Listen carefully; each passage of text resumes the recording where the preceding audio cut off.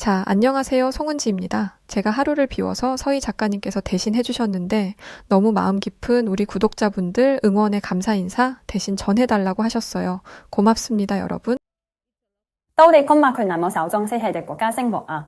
你覺得向我們這樣生活係大個嘅中國人能生活喺這樣嘅落後國家嗎？ 여기 한 중국 여자가 한국 남자와 결혼한다는 여동생에게 독서를 쏟아내고 있습니다. 그녀는 평소 한국이 작고 못 사는 나라라며 무시해왔는데요. 그랬던 그녀가 최근 한국에서 충격적인 경험을 한 뒤 세상이 180도 뒤집히는 느낌을 받고 제대로 주제 파악을 했다고 합니다. 대체 그녀에게 무슨 일이 있었던 걸까요? 안녕하세요. 저는 30대 중국인 소링닝이라고 합니다. 제가 살고 있는 곳은 중국의 중남부에 위치한 쓰촨성이에요. 아름다운 자연 경관과 유구한 역사를 자랑하는 쓰촨성은 전 세계적으로 유명한 관광지로 해마다 엄청난 수의 관광객들이 찾는 곳이죠.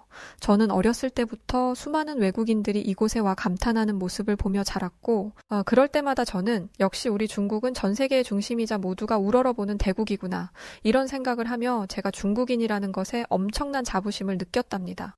사실 저는 30살이 넘도록 중국 밖을 벗어나 본 적이 없었지만 저는 거기에 아무런 불만이 없었어요.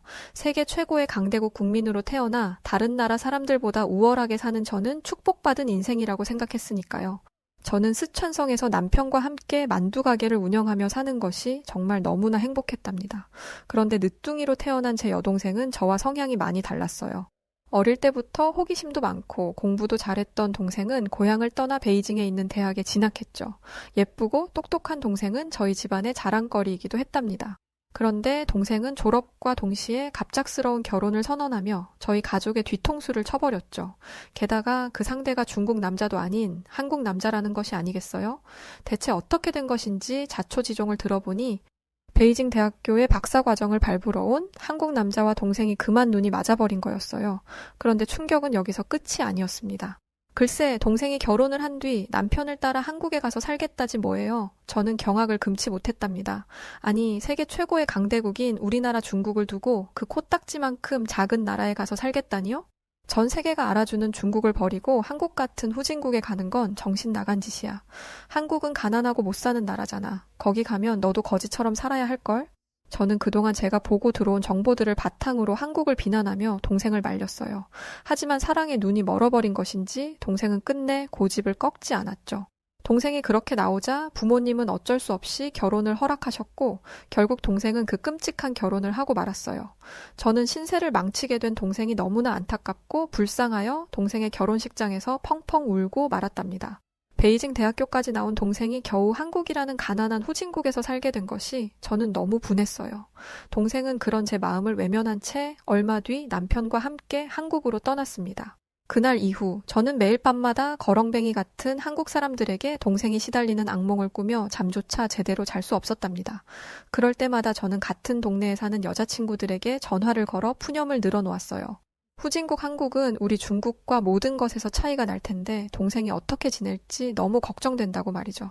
그럴 때마다 제 친구들은 1등 국가 중국에서만 살았던 동생이 한국 같은 후진국에서 오래 버티지 못할 거라며 결국 얼마 못 가 중국으로 돌아오게 될 테니 걱정 말고 기다리라고 했죠. 제가 중국 친구들과 이런 대화를 했다는 것을 지금 돌이켜 다시 생각해보면 정말 부끄럽기 짝이 없어요. 물론 지금은 알죠.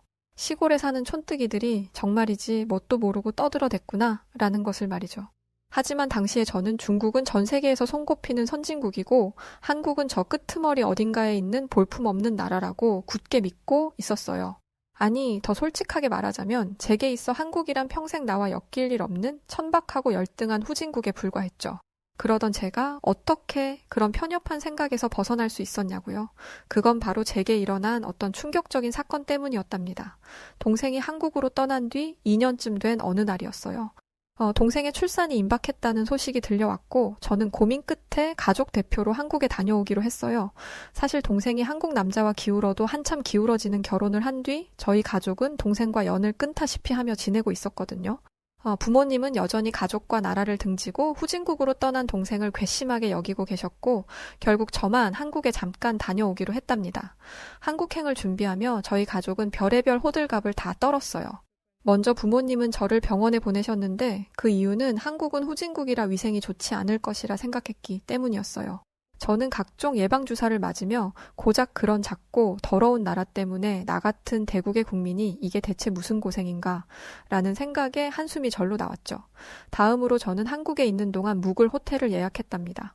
들어보니 동생은 무슨 아파트에서 살고 있다던데 저는 그런 시끄럽고 냄새나는 닭장 같은 곳에서 단 하루라도 지내고 싶지 않았거든요. 그리고 마침내 한국으로 떠나던 날 저는 평소 착용하고 다니던 귀금속을 모조리 다 빼서 화장대 서랍에 넣어두었답니다. 한국에는 그 어떤 비싼 보석도 착용하고 가지 않을 생각이었으니까요. 안 봐도 뻔하잖아요. 한국같이 가난한 나라의 사람들은 금부치를 보면 눈이 돌아가 당장 훔치려들 것이고 저는 한국의 거렁뱅이들에게 제 보석을 빼앗길 생각이 전혀 없었으니까요. 그렇게 만반의 준비를 마치고 나서야 저는 한국으로 향하기 시작했답니다. 공항으로 가는 택시 안에서 한숨을 푹푹 내쉬고 있자 택시기사가 왜 그렇게 한숨을 쉬냐고 묻더군요. 저는 동생 때문에 한국에 가는 길이라고 답했죠. 그러자 택시기사는 이렇게 말했어요. 한국이요? 거기 옛날에 우리 중국이 지배하다시피 한 나라 아닌가요? 아니 그런 후진국에는 왜 가세요? 저는 택시기사의 말에 공감하며 제 여동생이 하필이면 한국 남자와 결혼을 해서 지금 한국에 살고 있다며 푸념을 늘어놓기 시작했어요. 그러자 택시기사는 깜짝 놀라며 대체 중국 여자가 뭐가 아쉬워서 한국 남자와 결혼을 했냐며 이해하지 못하겠다는 반응을 보였죠. 그렇게 짧은 대화를 뒤로 하고 저는 후진국에 가야 한다는 짜증 반, 동생이 걱정되는 마음 반을 가지고 한국행 비행기에 몸을 실었지만 저는 비행기 안에서도 한숨이 절로 나왔습니다. 찢어지게 가난한 후진국, 한국에서 앞으로 얼마나 끔찍한 경험들을 하게 될까 생각하면 그럴 수밖에 없었답니다. 그런데 그런 제 걱정과 우려는 한국 땅을 밟는 바로 그 순간부터 씻은 듯이 사라져버렸고 그날 받은 충격은 아직도 제 뇌리에 깊게 각인되어 있답니다. 우선 비행기에서 내리자마자 마주한 럭셔리하고 세련된 인천공항은 제가 예상했던 한국 공항의 모습과 전혀 달랐어요. 저는 한국은 돈이 없는 가난한 나라니까 공항에 아스팔트도 제대로 깔려있지 않아서 흙밭에 비행기가 착륙할 거라고 생각했거든요. 그런데 웬걸, 드넓은 활주로에는 전 세계에서 날아온 비행기들이 끝도 없이 들어오고 있었어요. 그리고 자칫 혼잡할 수도 있는 그 상황을 한국 공항의 직원들이 완벽하게 통제하고 있었죠. 그 다음으로 저를 놀라게 한 것은 한국인들의 아름답고 깨끗한 외모였답니다. 그들은 제가 영상으로 접해왔던 꾀죄죄한 후진국 국민들의 모습이 아니었어요. 지나다니는 한국인들은 모두 잘 관리된 매끈한 피부와 머릿결을 가지고 있었고 한눈에 보아도 굉장히 비싸 보이는 옷들을 입고 있었죠. 한국인들의 럭셔리함과 청결함에 저는 입을 떡 벌릴 수밖에 없었어요. 사실 중국 사람들은 물이 아깝다는 이유로 매일같이 머리를 감거나 샤워를 하지는 않거든요. 그런데 한국인들에게는 그 어떤 악취나 때꾸정물의 흔적을 찾아볼 수 없었어요. 전혀 예상치 못한 이 상황에 저는 괜히 주눅이 들려하는 제 자신을 타이르며 우선 예약해둔 호텔에 가기 위해 택시를 잡기로 했습니다. 그런데 인천공항이 너무 크고 화려했기에 시골 출신인 저로서는 쉽게 나가는 길을 찾을 수가 없었고 결국 지나가는 사람들에게 도움을 받기로 했죠. 다행히 유명 관광지인 쓰촨성에서 전 세계인들을 상대로 만두 장사를 하는 저는 영어를 조금 할 줄 알았기에 한국 사람들에게 영어로 의사소통을 시도해보기로 했어요. 그런데 순간 걱정이 되더군요. 과연 이런 후진국 사람들이 영어를 알아들을까? 이렇게 가난한 나라 사람들이 영어 교육을 제대로 받았을 것 같지는 않은데 제가 그렇게 생각했던 이유는 여태까지 제가 배우고 알아온 한국은 다 쓰러져가는 판잣집에 사는 사람들이 대부분의 교육 수준도 중국에 비해 현저히 떨어지는 나라였기 때문이었어요. 그래서 저는 별다른 기대는 하지 않은 채 마침 제 옆을 지나가는 젊은 남자에게 영어로 말을 걸어 택시 정류장이 어디 있는지 물었어요. 그런데 세상에 그 남자가 너무나 유창하게 영어로 대답하는 게 아니겠어요? 거기에 더해 그는 아주 친절하게 저를 택시 정류장까지 데려다 주기도 했어요. 함께 택시 정류장으로 향하며 저는 그 남자에게 어떻게 이렇게 영어를 잘하는지 물었죠. 그러자 그 남자는 멋쩍은 듯이 웃으며 자기 정도는 한국에서 평균 수준에 불과하다는 거예요. 이 정도로 영어에 능통한 사람이 평균 수준에 불과하다니 저는 당연히 이 남자가 거짓말을 하고 있다고 생각했어요. 저같이 잘 사는 중국인에게 꿀리고 싶지 않은 마음에 괜히 허세를 부리는 것이라고 믿었죠. 하지만 그건 저의 착각이었어요. 공항에서 저를 도와준 남자에 이어 한국의 택시기사도 저와 영어로 원활한 의사소통이 가능한 게 아니겠어요? 택시기사는 한국에 외국인들이 많이 오기 때문에 자신도 영어 공부를 했다며 친절한 미소를 지어 보였습니다. 분했지만 결국 저는 한국인들의 높은 교육 수준과 교양을 인정할 수밖에 없었죠.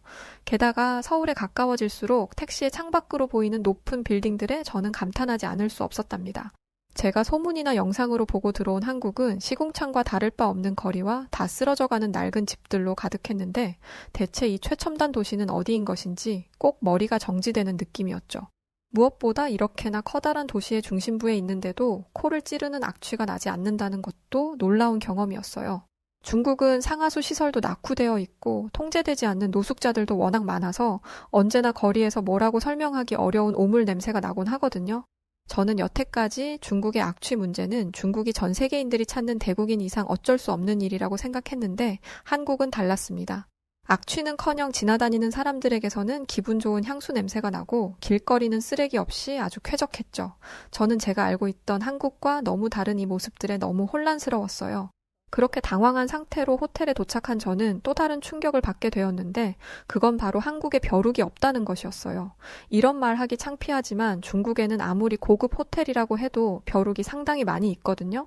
그래서 항상 자기 전에 긴장을 하게 되는데 세상에 한국의 침구는 너무 깨끗하고 좋은 거예요. 가려움에 피부를 긁지 않으며 잠자리에 드는 게 대체 얼마만인지 여러분은 아마 상상도 못하실 겁니다. 벼룩 걱정 없는 숙소에서 실로 오랜만에 편안하게 잠들며 저는 한국에 대한 생각이 조금씩 바뀌기 시작했어요. 그리고 다음 날 샤워를 하며 저는 또 다시 놀라운 경험을 했는데 그건 바로 한국의 숙소 시설이 너무 깨끗하다는 것이었어요. 중국의 수돗물에는 석회질이 섞여 있어서 그 물을 마실 수 없음은 물론 샤워를 하는 것도 찝찝하거든요. 그런데 한국의 수돗물은 눈으로 보기에도 굉장히 맑았고 석회질 특유의 냄새도 나지 않았어요. 설마 한국 사람들은 매일같이 이런 깨끗한 물을 이용하며 사는 건가? 그런 생각이 들자 한국이 미칠 듯이 부러워지더군요.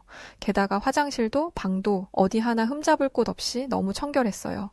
무엇보다 벽지가 너무 깨끗해서 저는 제 방을 청소하러 들어온 메이드에게 혹시 이 호텔 어제 도배를 새로 한 것인지 물어보았죠. 그러자 메이드가 친절하게 웃으며 도배를 한 지는 1년이 넘었다고 답하지 뭐예요.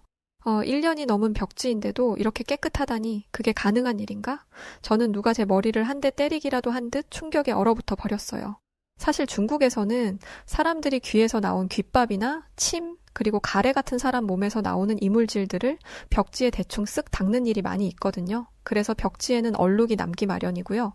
그런 걸 늘 보며 살아온 저는 당연히 한국의 벽지가 이렇게 깨끗한 걸 보고 이런 생각이 든 거예요. 결국 한국인들은 절대 그런 행동을 하지 않는다는 것이잖아요. 아니 어떻게 후진국 사람들이 중국보다 매너가 더 좋지? 저는 그렇게 의아해하며 동생이 살고 있다는 아파트로 향했습니다. 그러자 방금까지 제가 느꼈던 포근함과 부러움은 어느새 사라지고 다시 슬그머니 걱정이 되기 시작했죠.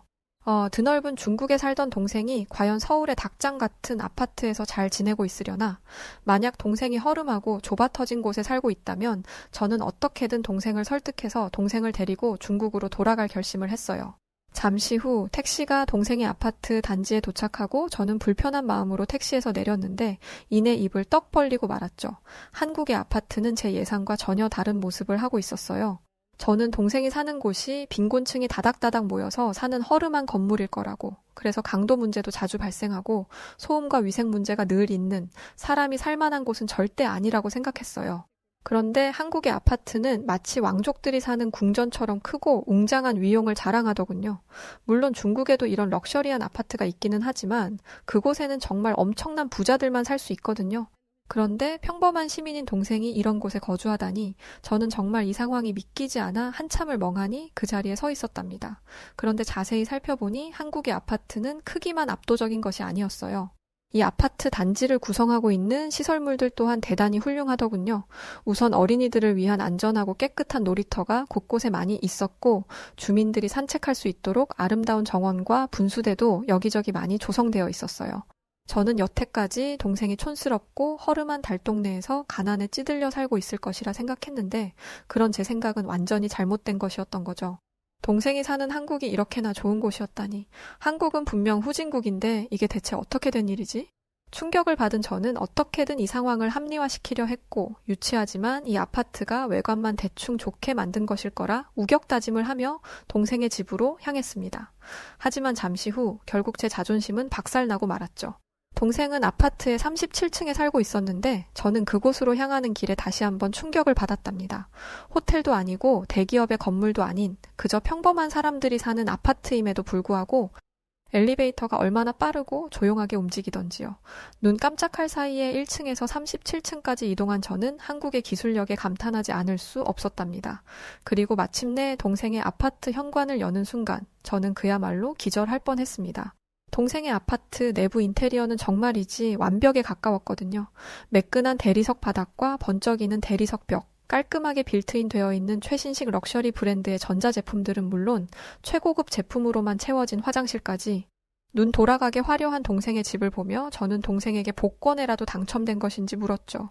그러자 동생이 내놓은 답은 저를 깜짝 놀라게 했답니다. 언니, 이 정도 사는 걸로 한국에서는 부자라고 하면 나 욕먹어. 한국에서 이 정도의 인테리어를 갖추고 있는 거는 그냥 기본이야. 여러분, 동생의 말에 제가 얼마나 깜짝 놀랐을지 한번 생각해 보세요. 여태까지 제가 알던 대로라면 한국 사람들은 냄새나고 더럽고 당장이라도 쓰러질 것 같은 집에 살아야 하는데 사실 알고 보니 제가 알던 모든 것들이 전부 사실이 아니었다는 거잖아요. 그건 제게 마치 세상이 뒤집히는 일과도 같았어요. 제가 생각하는 중국과 한국은 감히 비교도 되지 않을 만큼 하늘과 땅만큼의 격차가 나는 나라였는데 사실은 그게 아니었다니. 어쩌면 두 나라의 수준이 비등비등한 것인가? 아니, 어쩌면 한국이 더 잘 사는 최첨단 국가일 수도 있다는 사실은 제 콧대를 무너져 내리게 했어요. 시무룩해진 저는 동생에게 솔직하게 말했죠. 한국이 내가 생각했던 것처럼 가난한 나라는 아닌 것 같아. 내가 뭘 잘못 알아도 단단히 잘못 알고 있었나 봐. 그러자 동생은 한국이 경제적으로 잘 살기만 하는 나라가 아니라며 문화도 수준급인 훌륭한 나라라고 제 염장을 지르더군요. 하지만 저는 동생의 그 말에는 쉽게 동의하기 어려웠어요. 저는 전 세계에서 손꼽히는 강대국 중국의 국민이기에 겨우 한국 같은 소국과 문화를 논할 수는 없다고 생각하며 이렇게 말했죠.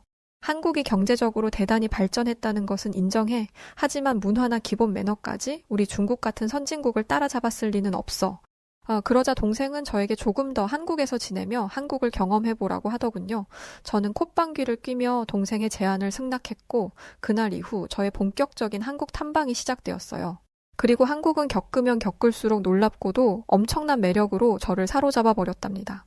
먼저 제가 느낀 한국의 매력은 바로 안전함이었어요. 중국에서는 해가 지고 난 밤거리를 여자 혼자 걷는 것이 굉장히 위험한 일이에요. 그래서 중국 여자들은 밤거리를 걸을 때 잔뜩 경계를 하고는 하죠. 저 역시 후미진 골목에서 깡패들을 만나 돈을 뜯겨본 적이 있기 때문에 가급적이면 해가 지고 난 뒤에는 집 밖으로 나오지 않으려고 합니다. 그런데 한국에서 만나게 된 밤거리는 전혀 달랐습니다. 우선 밤이 되어도 길에 가로등이 많이 설치되어 있어서 환한 길로 안전하게 다닐 수 있었고 무엇보다 거리 곳곳에 CCTV가 설치되어 있어서 불량배들이 선뜻 나쁜 행동을 하기 어려운 환경이었어요.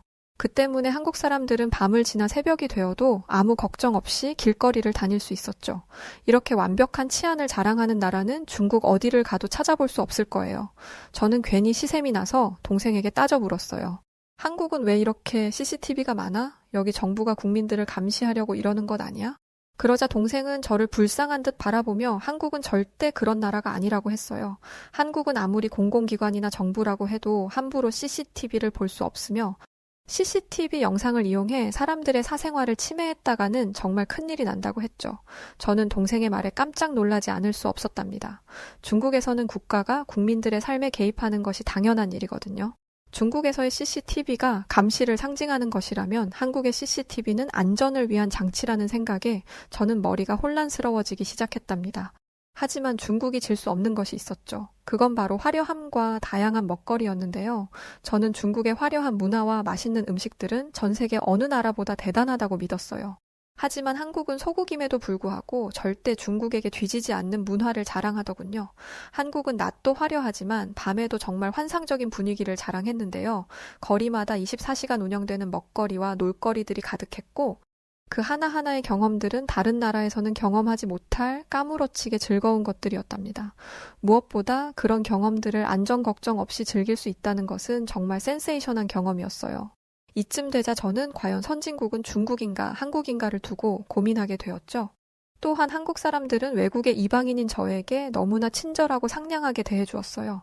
어딜 가나 웃는 얼굴의 한국인들이 저를 반갑게 맞아주었고 그럴수록 저는 편견에 사로잡혀 한국을 더러운 후진국이라 오해한 제가 부끄러워 견딜 수 없었죠. 또 이렇게까지 세상과 현실에 무지했던 제 자신이 정말 실망스럽기도 했답니다. 유난히 즐거운 한국 관광을 마친 어느 날 비로소 저는 한국에서 사는 것을 선택한 동생이 옳았음을 인정했어요. 그리고 제가 한국에 대해 너무나 크게 오해하고 있었던 것과 동생과 매제에게 무례한 언행을 했던 것에 대해 진심으로 사과했답니다. 정말 미안해. 난 정말 우물한 개구리처럼 중국이 세계 제일인 줄 알았는데 그건 정말 잘못된 거였어. 진심으로 반성할게. 한국은 정말 훌륭하고 멋진 나라야. 앞으로 태어날 조카와 내 소중한 동생이 살아갈 나라가 이렇게 대단한 나라라서 정말 기뻐. 그 말을 하던 순간 왜인지 모르게 눈물이 찔끔 나오더군요. 정부에 의해 통제된 정보 속에서 바보 같은 믿음을 가지고 살아온 제 자신이 한심하기도 하고 불쌍하기도 해서 말이죠. 그러자 동생과 매제는 제 손을 잡아주며 앞으로 중국에 돌아가면 한국이 얼마나 좋은 나라인지 다른 사람들에게도 잘 이야기해달라고 했어요. 그때 제 머리에는 아직도 한국이 후진국이라고 오해하고 있을 중국의 지인들이 떠올랐고 그들의 오해를 풀어주고 한국에 대해 제대로 알리는 것이 어쩌면 제 역할일지도 모른다는 생각이 들었죠. 저는 눈물을 닦고 동생과 매제에게 약속했어요. 한국이 얼마나 대단한 강대국인지 중국 사람들에게 널리 알리겠다고 말이죠. 그리고 다음 날 저는 동생과 차를 마시러 카페에 갔어요. 이런 얘기, 저런 얘기를 하며 한창 이야기를 나누던 중 저는 갑자기 화장실에 가고 싶어졌죠. 그래서 저는 급히 카페 테이블 위에 올려둔 제 소지품들을 챙기기 시작했어요. 중국에서는 물건만 두고 자리를 비우면 소매치기범들이 잽싸게 그 물건들을 훔쳐가기 때문에 자리를 이동할 때면 꼭 소지품을 모두 챙겨야 했거든요. 당연히 한국에서도 물건들을 다 챙겨서 화장실에 가려고 했는데 동생이 저를 말리더군요. 한국에서는 자리에 물건을 다 두고 화장실에 다녀와도 된다면서 말이죠. 저는 어이없어 하며 말도 안 되는 소리 하지 말라고 했어요. 제 상식선에서는 물건 주인이 자리를 비우면 다른 사람들이 그 물건을 훔쳐가는 것이 당연한 일이었으니까요. 하지만 동생은 정말이라며 한국 사람들은 남의 물건에 절대 함부로 손대지 않는다고 했죠. 게다가 한국 사람들에게는 그것이 법이나 규칙이 아니라 그저 너무나 당연한 일이라고 재차 강조하더군요.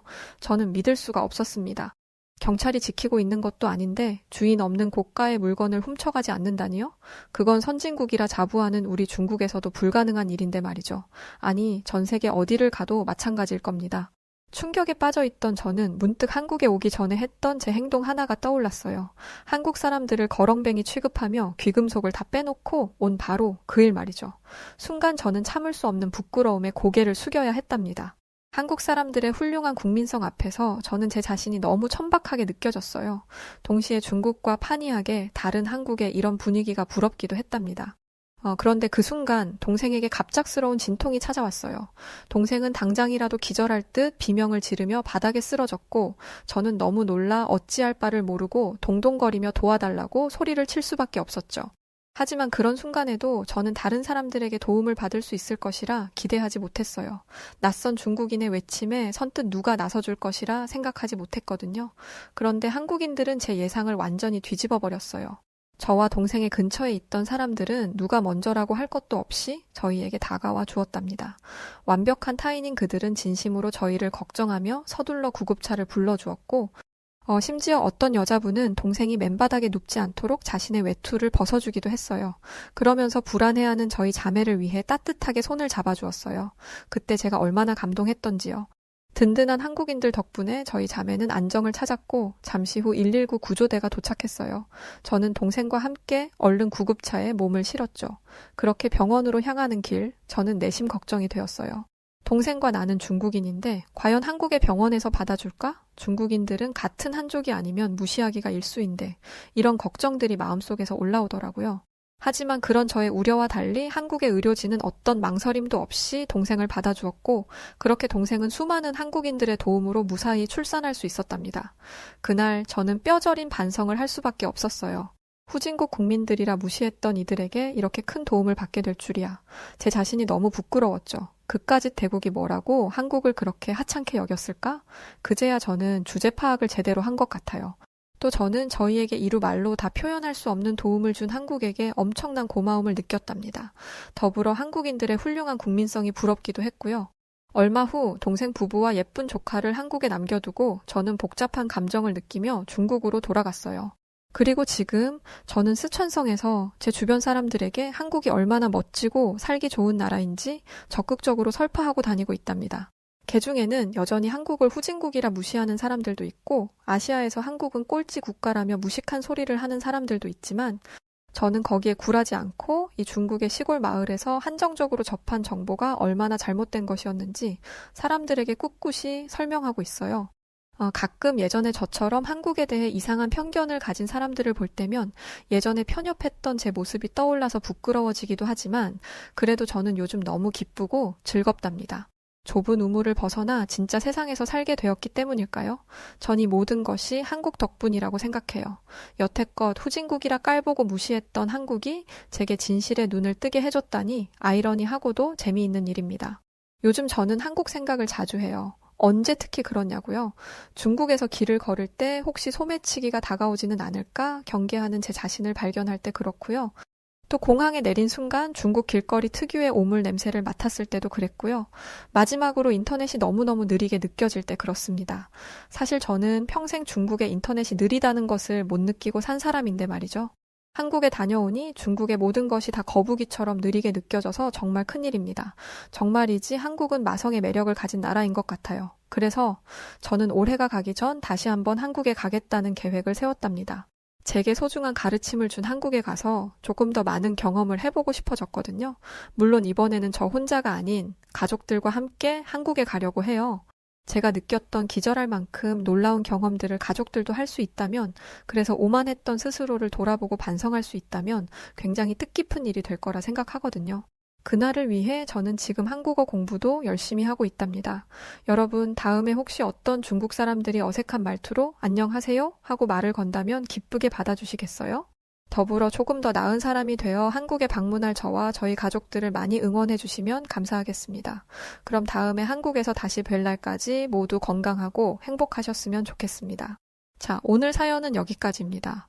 사실 저도 중국인 친구가 한 명 있거든요. 대학 때 만났던 친구인데 한 번은 제가 물어봤던 적이 있어요. 이 친구도 한국에 처음 왔을 때 한국이 이렇게 시설이나 이런 게 잘 되어 있는지 몰랐었대요. 그래서 제가 아니 인터넷으로 보면 다 알 텐데 그걸 모른다는 게 말이 돼? 라고 물었거든요. 그랬더니 친구가 중국에서는 한국에서 보는 인터넷 환경과는 다르다더라고요. 아마 이번 사연도 이와 연관이 있는 것 같아요. 여하튼 오늘 이야기는 중국 쓰촨성에 사는 소링링 씨의 에피소드를 담은 사연이었습니다. 오늘 사연 어떻게 들으셨나요? 오늘 사연이 재밌으셨다면 구독과 좋아요, 알림 설정 부탁드리고요. 그럼 지금까지 해외 다양한 사연들을 읽어드리는 여우튜브 송은지였습니다. 영상 끝까지 시청해주신 모든 분들 고맙습니다.